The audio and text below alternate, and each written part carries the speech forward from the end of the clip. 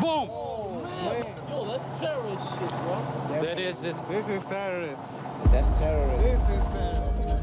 Report to your company. A major disaster is occurring in New York City this morning. As to Americans are asking, who attacked our country? Le 11 septembre 2001, l'Amérique et l'Occident découvrent le nom et le visage de leur nouvel ennemi. Al-Qaeda is to terror what the mafia is to crime. The only way to defeat terrorism is to stop it, eliminate it, and destroy it where it grows.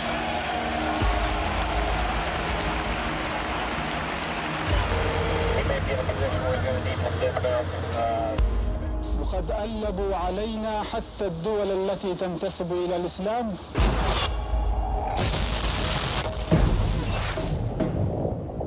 13 ans plus tard, Al-Qaïda et Ben Laden laissent place à une menace inconnue. Daesh, l'État islamique en Irak et au Levant.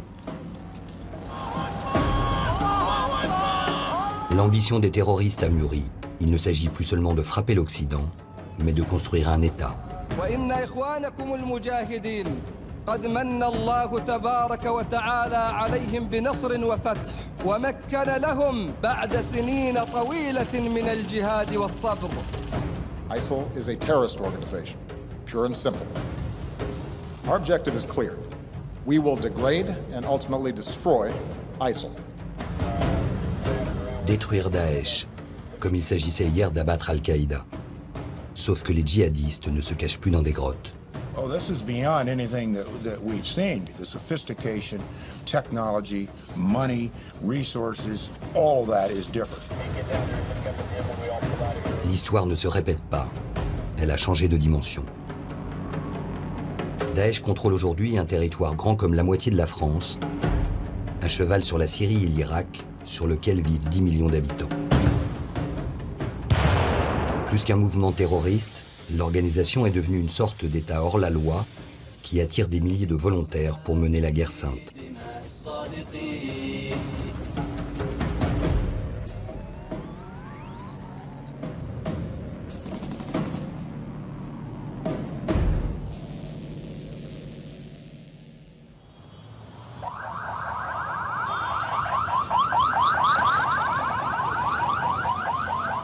Bagdad, une ville épuisée par 13 années de guerre. Depuis l'invasion du pays par les États-Unis et la chute de Saddam Hussein, la capitale irakienne vit toujours dans le chaos et la violence.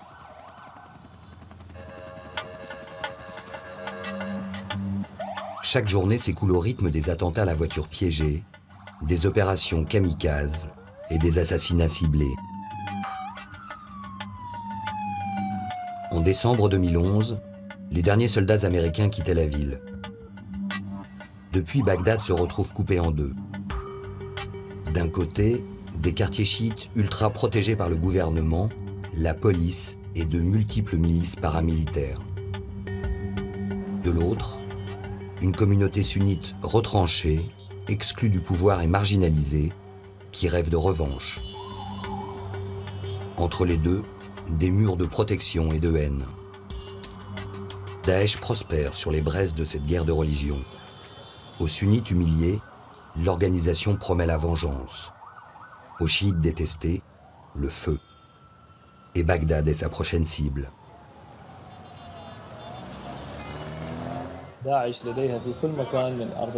Il existe de nombreuses cellules clandestines de Daesh partout en Irak.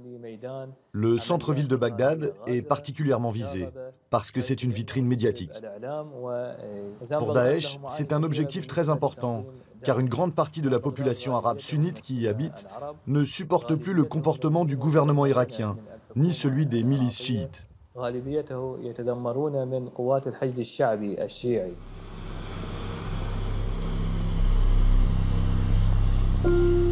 Hicham al-Hashmi est un homme proche des services de renseignement irakiens. Il piste les cellules clandestines, évalue le nombre de djihadistes infiltrés, plus de 2000, et suit l'ascension de leur chef, Abou Bakr al-Baghdadi, un ancien étudiant en théologie. Dans la culture islamique, celui qui étudie plus de 4 années à Bagdad pour acquérir des connaissances religieuses peut prendre le surnom d'Al-Baghdadi, en référence à la ville. Assalamu alaikum wa rahmatullahi wa barakatuh. Il a quitté la ville de Samarra pour venir apprendre la loi islamique, la charia, à Bagdad. Il a étudié à la faculté des sciences islamiques. Cette période a transformé sa pensée. Au départ proche des frères musulmans, il a adopté la pensée salafiste. Après, il a été arrêté par les Américains à Falloujah et emprisonné. Ça a été un déclic dans sa vie. Du coup, Al-Baghdadi s'est encore plus radicalisé et a rejoint le camp des djihadistes.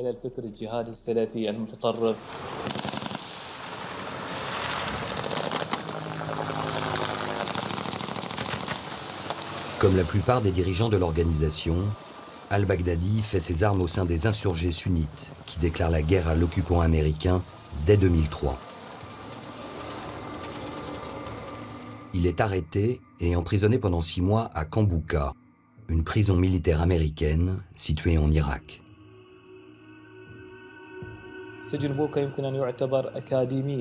Cette prison est devenue une sorte d'académie du djihad. Au départ, Al-Baghdadi n'était pas influencé par la pensée d'Al-Qaïda. Mais derrière les barreaux, il a rencontré de nombreux cadres extrémistes qui l'ont endoctriné.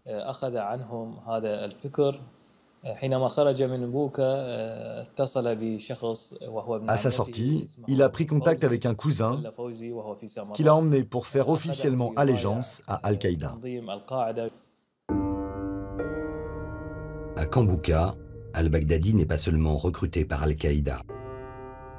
Il noue aussi des liens avec les anciens officiers de Saddam emprisonnés.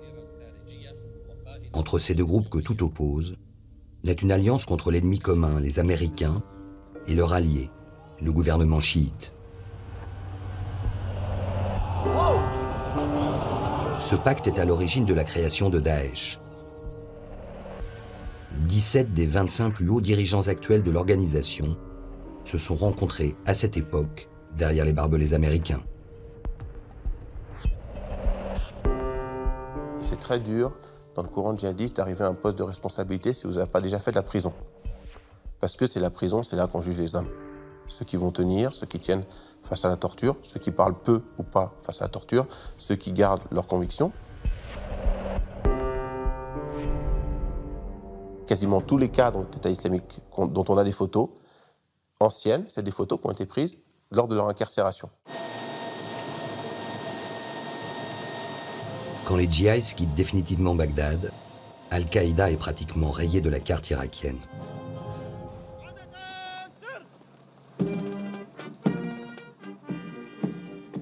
Les Américains abandonnent la sécurité du pays à l'armée nationale qu'ils ont entraînée et équipée. Plusieurs milliards de dollars de matériel de guerre changent de main. Mais l'euphorie de la victoire sera de courte durée. Dans l'ombre, Daesh prépare la revanche.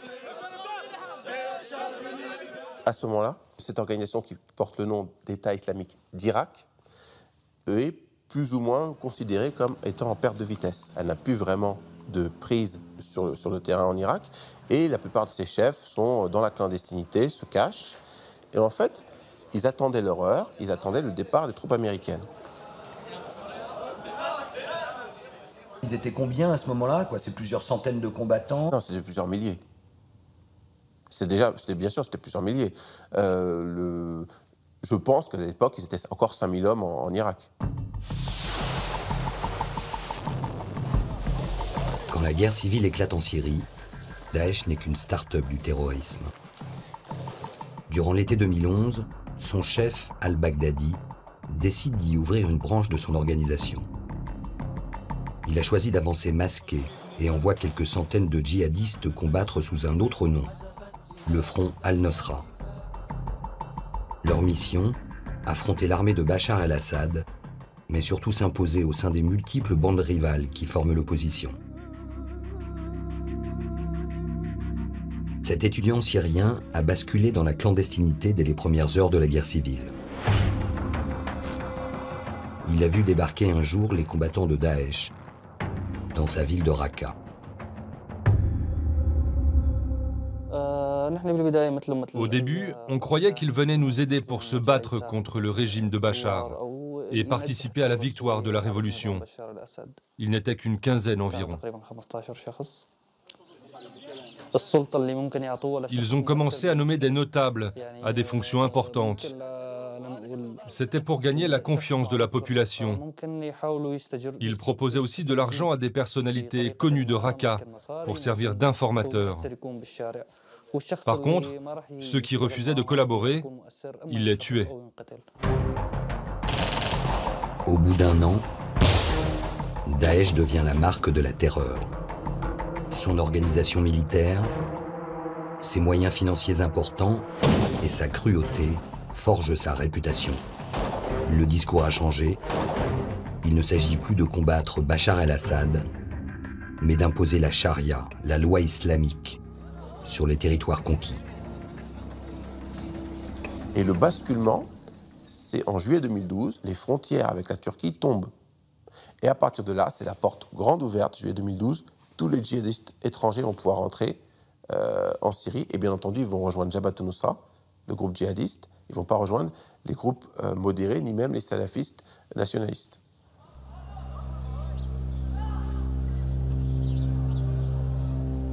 Daesh partage plusieurs centaines de kilomètres de frontières communes avec la Turquie. Ces 2 dernières années, la ville de Gaziantep a servi de base arrière aux volontaires désireux de rallier l'organisation.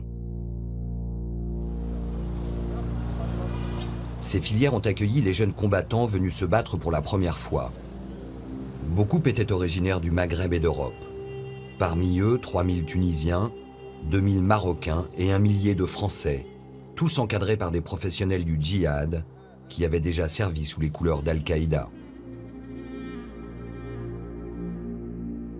Cet homme est un trafiquant syrien installé en Turquie. Il a vendu des armes et de faux papiers à des mercenaires tchétchènes venus s'engager dans la légion étrangère de Daesh.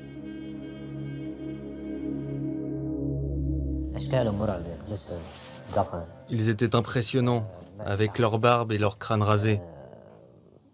Ils portaient la tunique. C'étaient des combattants entraînés. La plupart avaient plus de 25 ans, peut-être 30 ou 35 ans. Il y en avait même un qui avait le bras coupé.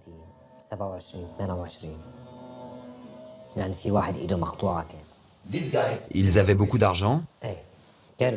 Oui, ils étaient riches et prêts à payer le prix que l'on demandait. Ils ne négociaient pas parce qu'ils étaient venus pour faire le djihad. Et ils payaient cash? Cash, payé d'avance. C'était dans les 100 000 ou 105 000 $. On était rassurés car ils prétendaient ne pas appartenir à Daesh. Plus tard, on a compris que c'était de la comédie. C'est dangereux de travailler avec eux? À la moindre erreur, on risque la décapitation. Il n'y a aucune négociation possible.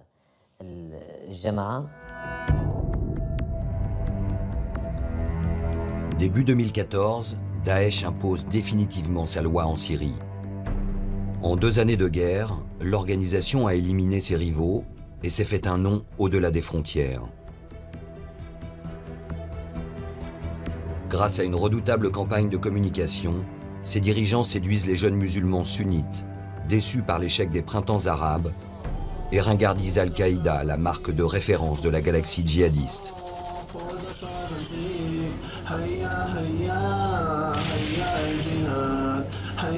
Les hommes en noir diffusent sur Internet des clips de propagande, dignes de production hollywoodienne, dans lesquels ils célèbrent la naissance de leur nouvel État. Ils inventent même un slogan, Bahia, l'État islamique restera.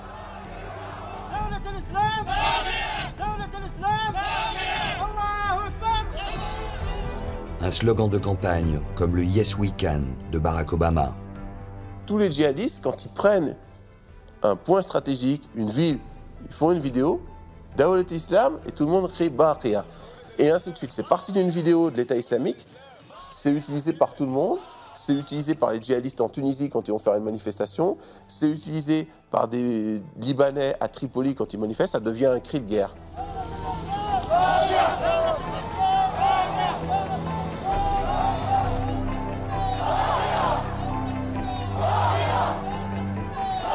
C'est du marketing.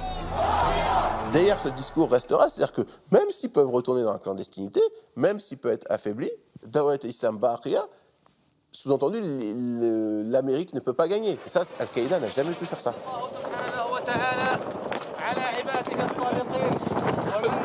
Quand Daesh plante son drapeau noir sur la ville syrienne de Raqqa et y installe son quartier général, l'organisation dévoile un autre visage. Celui d'une dictature qui entend faire revivre l'âge d'or de la civilisation arabe à coups de Kalachnikov.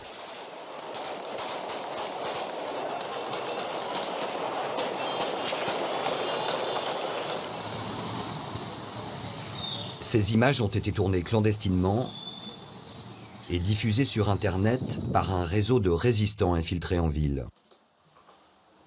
Abou Mohamed est la voix de ses opposants. Il y a d'abord eu des exécutions dans la rue pendant un jour ou deux. Puis cela a continué. Il y avait de plus en plus d'exécutions, de crucifixions. On était très choqués. Là, on a compris où on allait. Une fois, c'était une décapitation. La fois suivante, ils tranchaient une main. C'était une stratégie. Ces châtiments étaient exécutés pour forcer la population à respecter leurs lois. Plus personne n'osait commettre d'erreur. On avait tous peur.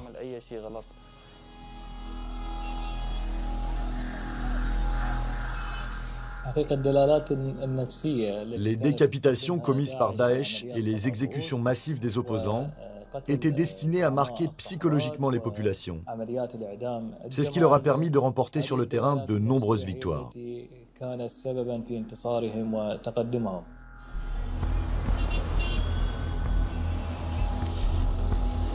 Au même moment, en Irak, le gouvernement de Bagdad ne perçoit pas l'imminence de la menace. Les djihadistes ont pourtant prévenu. Ils veulent chasser les chiites du pouvoir et les exterminer.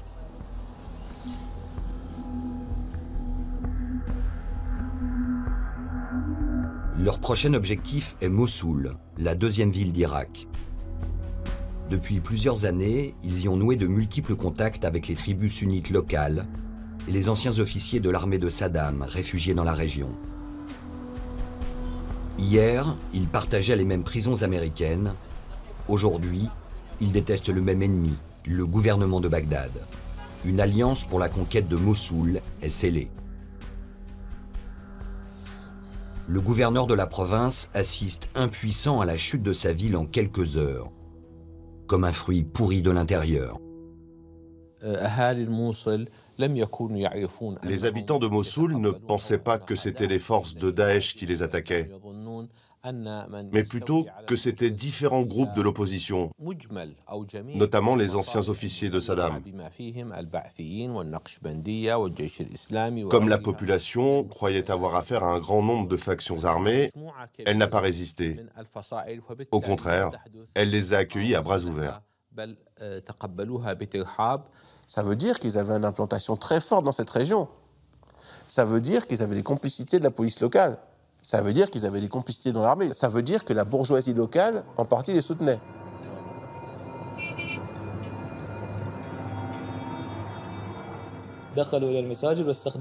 Ils ont commencé par prendre possession des mosquées.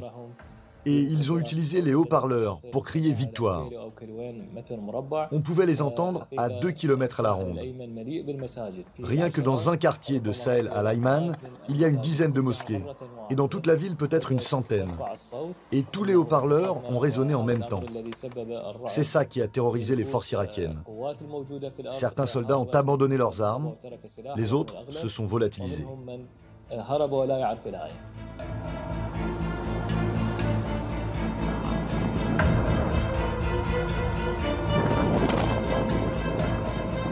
L'histoire retiendra que ce jour-là, quelques milliers de djihadistes mettent en déroute une armée régulière de 50 000 hommes, pratiquement sans combattre.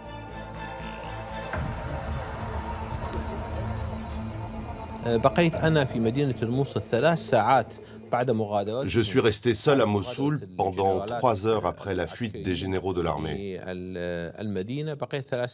Quand je suis parti, il n'y avait plus aucun soldat, ni policier en ville.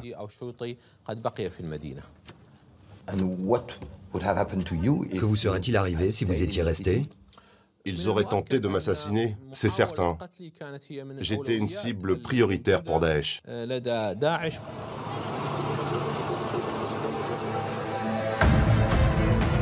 Avec la prise de Mossoul, la guerre sainte vire à la démonstration de force. L'organisation met la main sur un arsenal militaire estimé à 3 milliards de dollars. L'équipement dernier cri de l'armée irakienne, légué par les Américains à leur départ. Daesh n'est plus seulement un mouvement terroriste, mais une véritable armée. Toutes les armes sont tombées entre les mains de Daesh.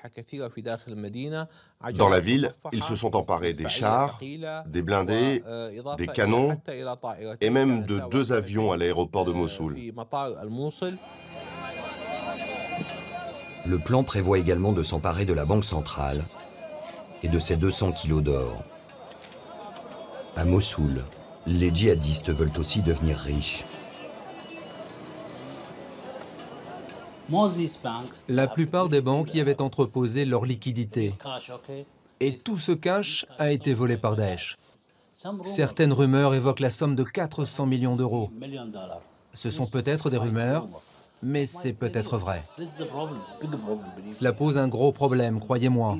C'est de l'argent facile pour eux et ça nous fait mal au cœur.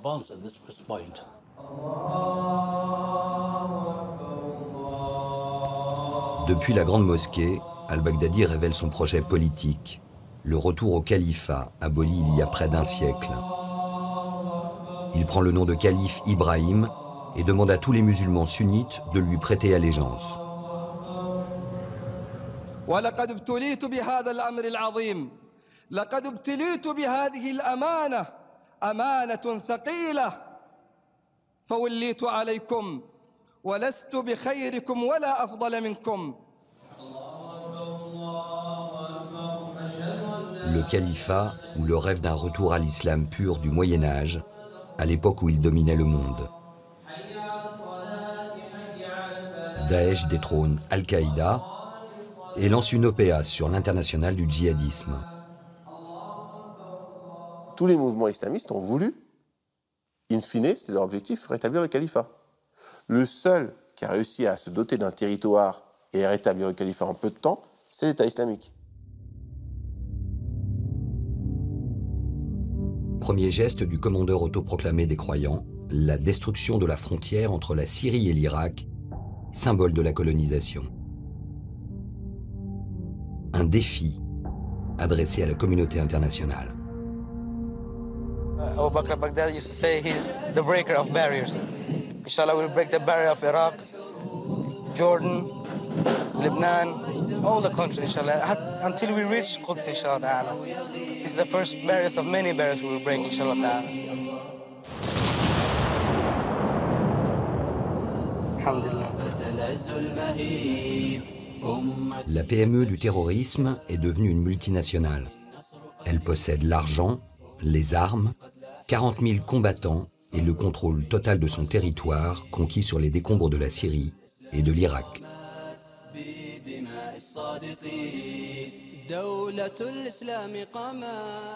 Il y a une sorte de transgression incroyable.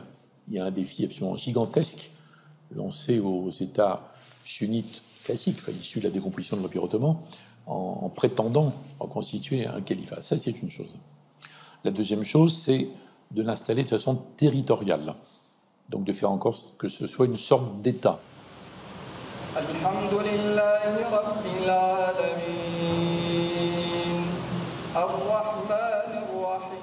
faut bien comprendre une chose. En Occident, en Europe plus particulièrement, on considère le Moyen-Âge comme une période noire, comme un repoussoir.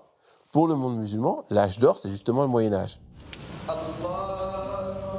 Ils veulent toujours revenir au Moyen-Âge. Oui, Ils veulent revenir au Moyen-Âge parce que pour eux, c'est l'âge d'or de leur civilisation. Il y a beaucoup de gens qui ont fait des études supérieures, qui sont médecins ou avocats ou autres. Ils savent plus bien qui ils sont. Ils ont désespéré de tout. Confrontés à une mondialisation américano-globale, telle qu'ils l'aperçoivent en tout cas, qui est extrêmement perturbante. Il y a une perte de repères. Donc c'est cette masse disponible qui peut être récupérable.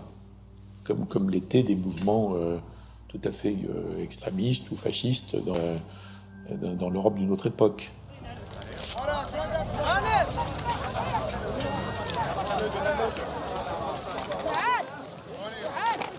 Au bout de cette route, après le pont, s'étend le territoire de Daesh.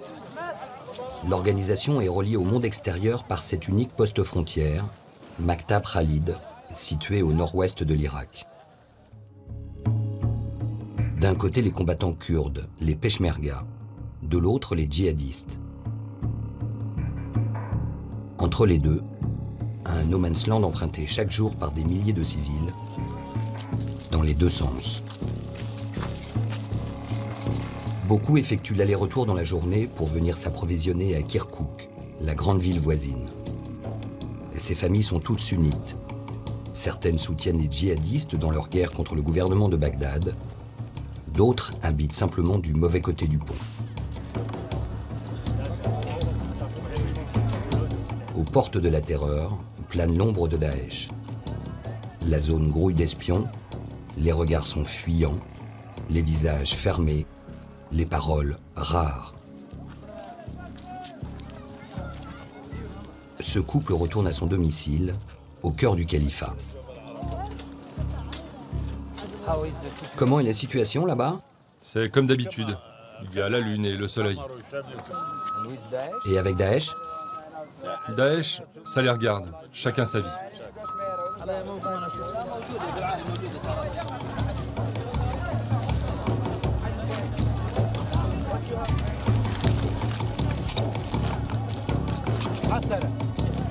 Vous passerez chacun à tour de rôle.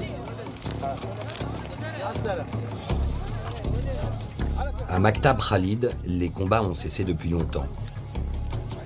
La ligne de front s'est transformée en frontière. Le passage est ouvert tous les jours de 7h à 17h à tous ceux autorisés par Daesh à passer d'un monde à l'autre. Côté kurde, les familles sont soumises à la fouille. La hantise des kamikazes est permanente. L'organisation a érigé le sacrifice humain au rang de stratégie militaire. Arrivées en zone libre, rares sont les femmes qui osent dévoiler leur visage. L'ombre de Daesh, toujours, diffuse et omniprésente. Cet homme arrive de Mossoul.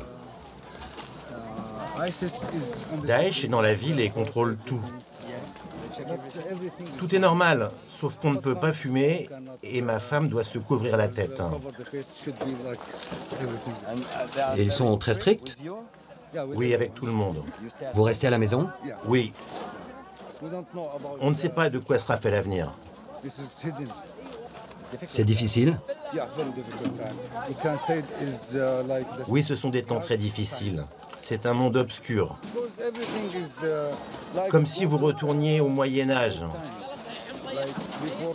Il y a 1200 ans.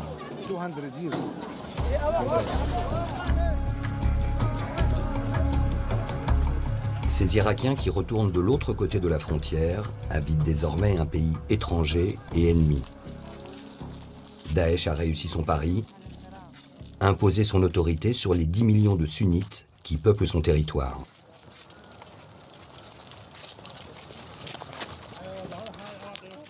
En termes de ressources, en termes d'infrastructures, aujourd'hui, on est face à quelque chose qui est effectivement hybride entre l'organisation terroriste et l'État à proprement parler. Cet État islamique, pour bénéficier du soutien de la population, doit prouver qu'il est capable d'assurer des services d'un État, sociaux, éducatifs, routiers, l'eau, l'électricité. Parce que sinon, qu'est-ce qui va se passer? Ces populations vont fuir. Et c'est pas ce que veut l'État islamique aujourd'hui. Jean-Charles Brizard a longtemps enquêté sur le financement d'Al-Qaïda. Il publie un rapport sur les ressources financières de Daesh, une organisation qui a su développer sa propre économie de guerre et s'affranchir des mécènes extérieurs. 82% du financement de cette organisation provient directement des ressources qu'elle a à sa disposition. Ça veut dire qu'on a changé totalement de modèle. On est sur une organisation qui est autonome financièrement. Le pétrole et ses centaines de millions de dollars, c'est l'autre guerre menée par Daesh.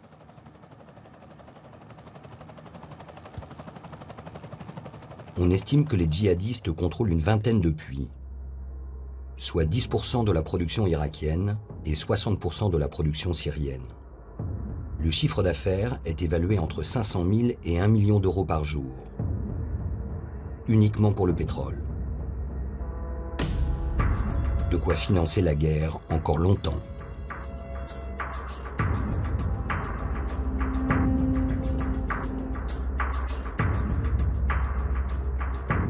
Le gisement d'Ain Zala, dans le nord de l'Irak, en territoire kurde, l'un des plus anciens du pays. Les réserves sont estimées à plusieurs milliards de barils, c'est-à-dire de dollars. Les djihadistes l'ont occupé pendant plusieurs semaines avant de détruire les installations.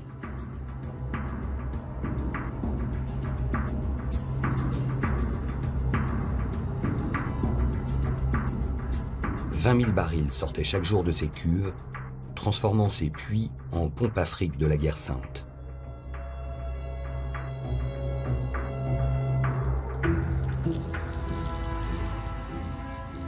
Venez voir par là. Tout ça, c'est plein de pétrole. Tout ça, c'est du pétrole. On le stockait dans la cuve et c'est d'ici qu'il partait. Vous voyez ça? C'est du pétrole. Et là, c'est un impact de balle.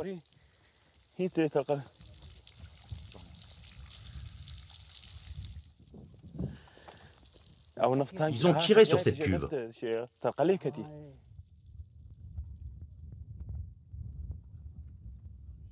Repoussé par les combattants kurdes à une dizaine de kilomètres, Daesh garde toujours le contrôle de la raffinerie voisine. De quoi alimenter de puissants réseaux de contrebande qui remontent à l'époque de Saddam Hussein et de l'embargo international.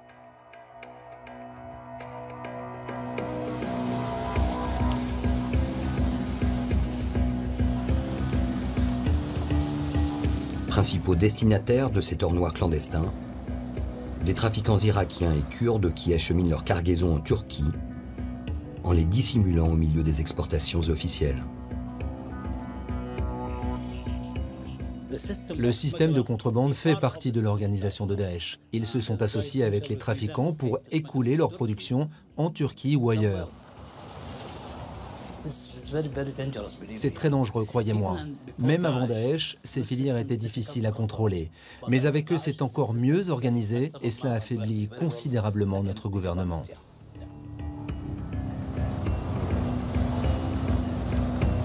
Au cœur de la guerre, le balai des camions-citernes ne s'est jamais ralenti. Le gouvernement turc ayant décidé de fermer les yeux sur ces trafics à grande échelle. Une complicité qui assure aux djihadistes des revenus réguliers et inépuisable.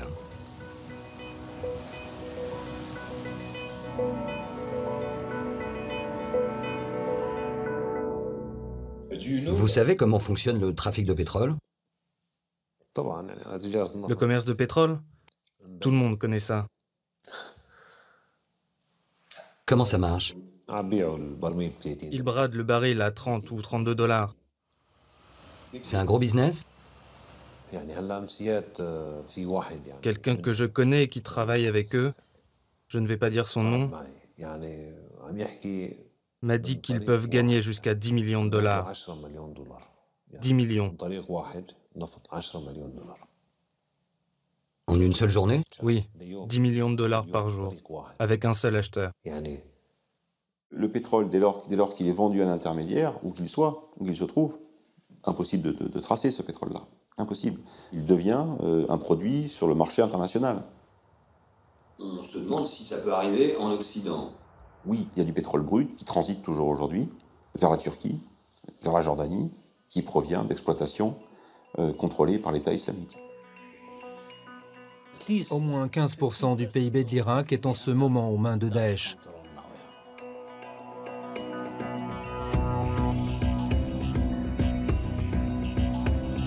L'organisation terroriste contrôlerait 15% du PIB irakien, soit plus de 35 milliards d'euros, l'équivalent du budget militaire d'un pays comme la France. Jamais Al-Qaïda ni Ben Laden n'ont possédé une telle force de frappe.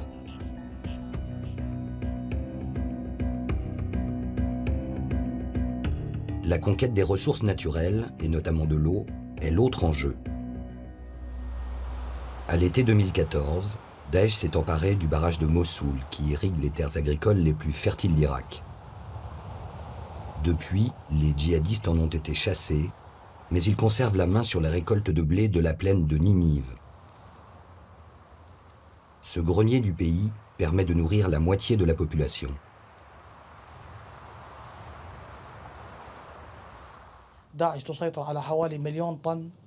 Daesh a saisi 1 million de tonnes de blé à Kirkouk. Ils ont commencé à déplacer d'énormes quantités dans des zones sûres, en Syrie, comme à Raqqa ou à Deir el-Zor. Et ils ont entrepris de les vendre à prix réduit.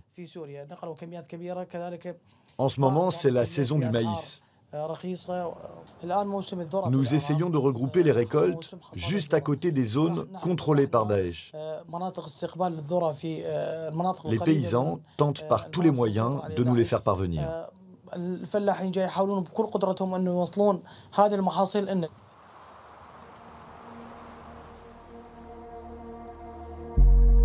En plus du pétrole et des ressources agricoles, la région regorge de richesses naturelles, telles que des gisements de gaz, et abrite la deuxième réserve mondiale de phosphate. La valeur du sous-sol se chiffre en centaines de milliards de dollars. Si l'État islamique était sur le marché, ça vaudrait 2000 milliards de dollars. L'organisation est assise sur une montagne d'or.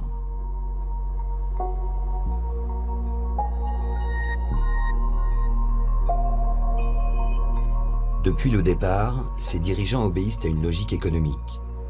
Ils diversifient leurs sources de financement et commercialisent leurs richesses en dessous des prix du marché.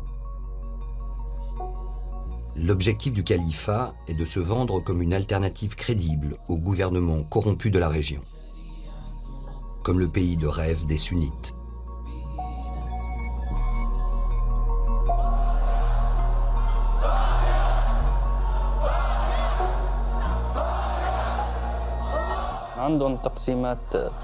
Leur administration est divisée en plusieurs départements. Il y a le comité des services islamiques qui est responsable de l'eau, de l'électricité et du téléphone. Ils ont aussi leur police locale. C'est comme des flics. Ils patrouillent dans les rues, interdisent de fumer et vérifient les tenues. Ils ont aussi leur organisme de sécurité interne et leur bureau des médias. Tout remonte au gouverneur, le responsable de la ville, qui dépend directement de l'adjoint d'al-Baghdadi.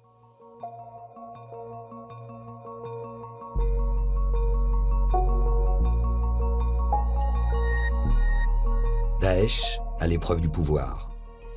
L'organisation doit désormais prouver qu'elle est capable de gérer la vie quotidienne de millions d'habitants. Vous savez, les camions en provenance de Jordanie, quand ils arrivent au barrage tenu par Daesh, ils doivent payer une sorte de taxe. Et en échange, on leur remet même un reçu au nom de l'organisation. L'organisation recrute du personnel civil, ingénieurs, médecins, techniciens, et leur offre des salaires, plusieurs centaines d'euros par mois. Le message est double. Le sabre pour les infidèles, l'espérance d'une vie meilleure pour les disciples.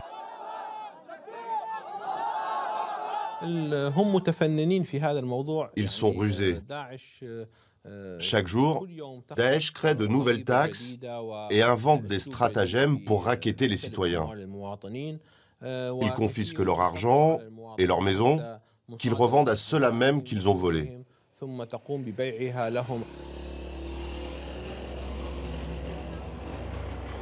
Ce qui est intéressant, c'est qu'ils ont maintenu également en activité les banques. On estime qu'ils contrôlent à peu près 24 banques et branches bancaires à la fois en Irak et en Syrie. Et ce qui est tout à fait étonnant, c'est que ces banques fonctionnent toujours à l'heure où l'on parle. Ces banques effectuent des transactions internationales. Il n'y a pas de sanctions. Il n'y a pas de sanctions pour l'instant.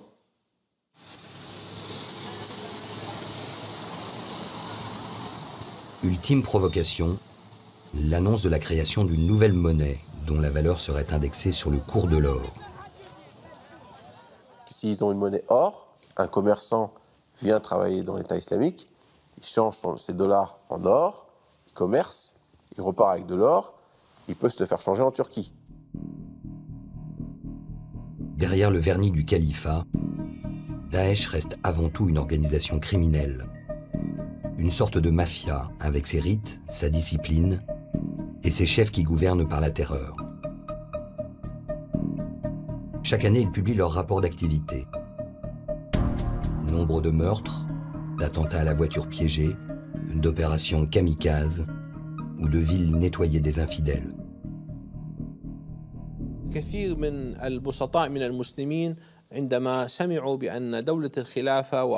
Beaucoup de musulmans simples, quand ils ont entendu qu'al-Baghdadi était le nouveau calife, ont été séduits. Mais quand ils ont découvert la réalité sur le terrain, ils ont été choqués. C'était le contraire de leurs rêves. Le califat n'était pas la cité du bonheur et des valeurs, mais celle des massacres, du sang, des viols des femmes et des extorsions.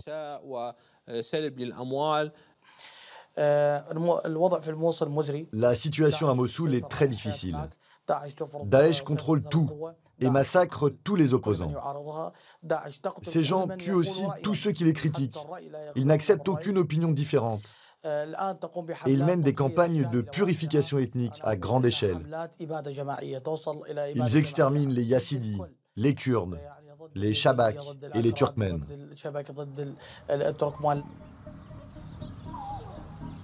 Voici ce qu'il reste d'une ville occupée par les djihadistes de Daesh et reprise par les combattants kurdes, les Peshmerga.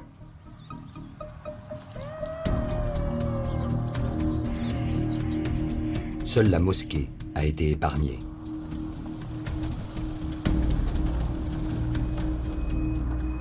Zoumar, au Kurdistan irakien, abritait avant-guerre plusieurs centaines de familles. Des paysans kurdes et arabes sunnites qui vivaient ensemble depuis plusieurs générations.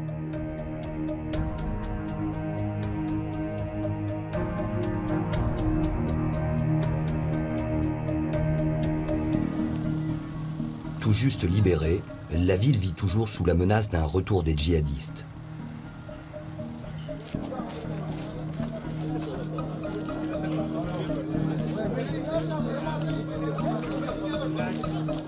Ce matin, les hommes sont venus chercher l'aide alimentaire distribuée par le gouvernement kurde. Regardez, je suis sur la liste.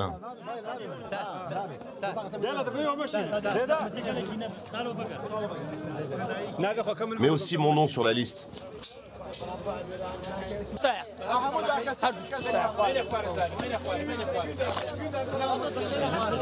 Donne-moi un formulaire.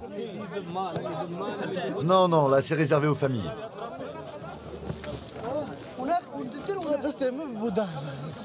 C'est la première fois que les civils sont autorisés à revenir en ville. Et parmi eux, ne figure aucun arabe. Une partie des habitants de Zoumar ont aidé les terroristes de Daesh. Une fois que les Peshmerga ont repris la ville, ils ont fui ensemble.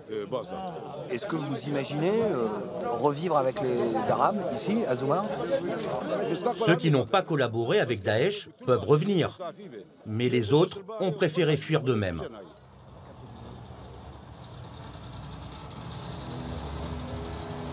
Zoumar présente toutes les traces du nettoyage ethnique et religieux pratiqué de façon systématique par les djihadistes. Les commerces et les maisons portent encore leurs inscriptions, avec la mention arabe ou kurde, la soumission ou la destruction, la vie ou la mort.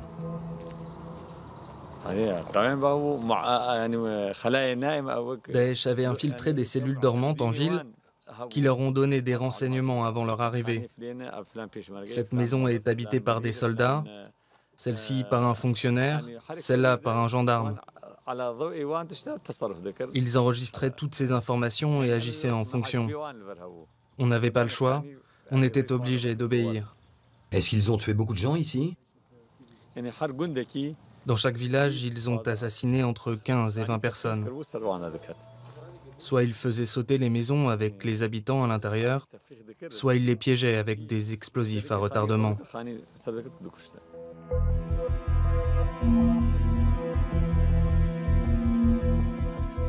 Les djihadistes peuvent-ils s'installer durablement au cœur du Proche-Orient? Le rêve du califat est-il compatible avec la pratique de la terre brûlée à grande échelle? Puissance de destruction, Daesh se révèle incapable d'incarner une force de construction. Jusqu'à maintenant, l'organisation a pu compter sur le soutien des populations sunnites d'Irak et de Syrie, abandonnées par leur gouvernement.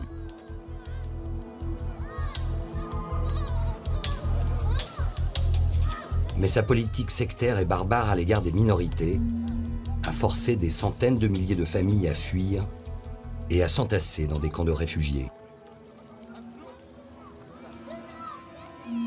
Et Daesh ne peut pas réussir.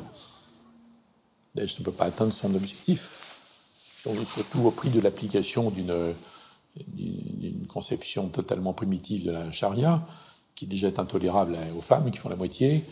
Et puis ça met ces pays éventuels, ce pas des pays, c'est des entités plutôt, hors circuit. Ils ne peuvent pas se brancher sur le monde. Au contraire, puisqu'ils le défient, ils le provoquent, ils l'indignent, ils s'isolent.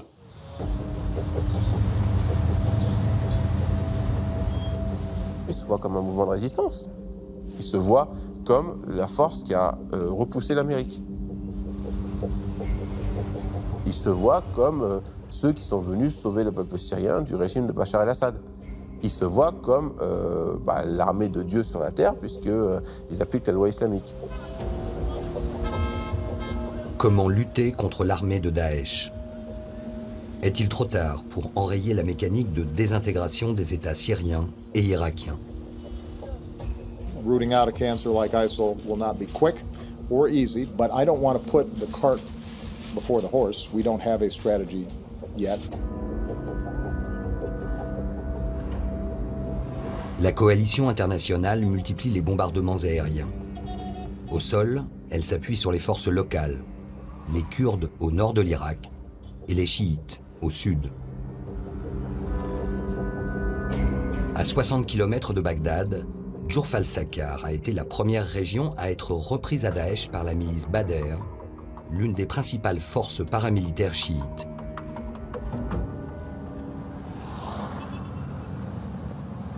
Armée, financée et entraînée par l'Iran, elle intervient en première ligne.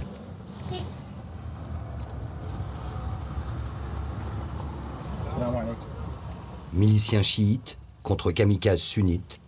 Sur le terrain, la lutte contre les djihadistes a épousé les traits d'une guerre de religion.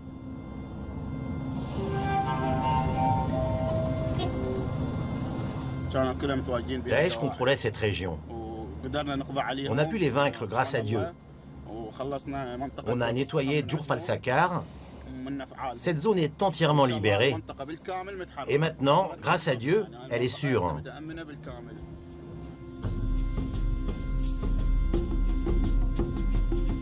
Bastion sunnite, cette région avait accueilli les combattants de Daesh en libérateurs.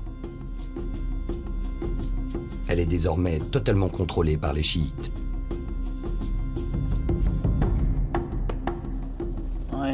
Ici, ils ont tiré un obus sur nos forces de sécurité.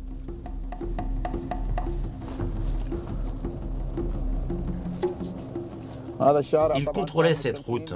Personne n'osait l'utiliser.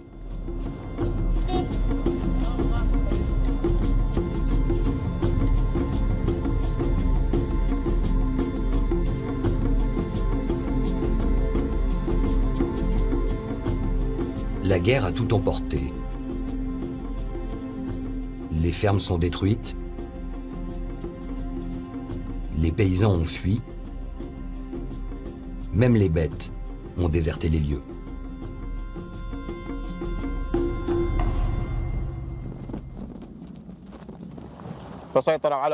Ils ont fait sauter ce pont avec des explosifs pour nous empêcher de passer par là. Ils ne sont qu'à une trentaine de kilomètres. Mais nous n'avons pas peur. Au contraire, on veut les combattre. Nous continuerons jusqu'à Mossoul pour les expulser d'Irak. Jamais nous n'abandonnerons cette région. Nous ne laisserons pas Daesh revenir ici.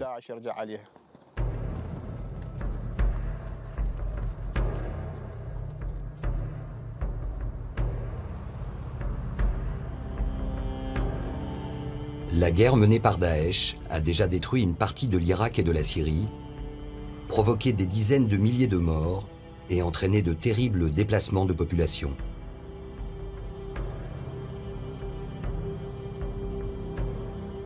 Elle s'annonce encore longue, sale et sanglante.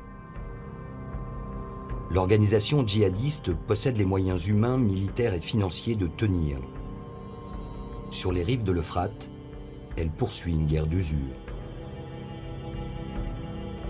Le premier but, endigué, peut être atteint par une réaction militaire, par des frappes spécialisées, des drones, d'actions de quelques forces spéciales.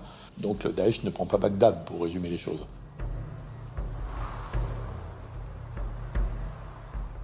Éradiquer, c'est autre chose, puisque l'éradication n'est pas que militaire.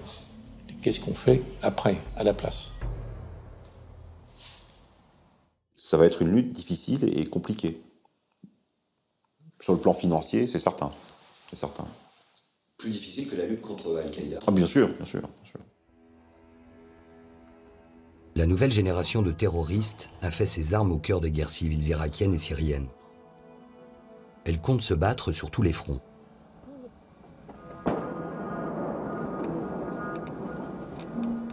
Aux portes de son territoire, à Kobané, en Syrie, elle poursuit sa stratégie d'expansion. Hors de ses frontières, elle exporte la terreur en multipliant les attentats. La guerre sainte de Daesh ne connaît aucune limite. Daesh va rester dans la région pour longtemps. Mais ce n'est pas là le problème. Il y a une pensée politique extrémiste qui doit être traitée. Il faut prendre du temps pour la traiter. Sinon, même si on se débarrasse de Daesh, d'autres groupes extrémistes prendront le relais.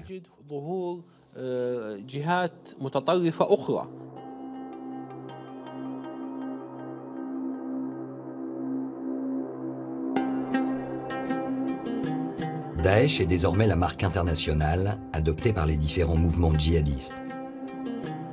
En Occident, en Afrique ou en Asie, le drapeau noir du califat devient le signe de ralliement de tous les desperados du terrorisme.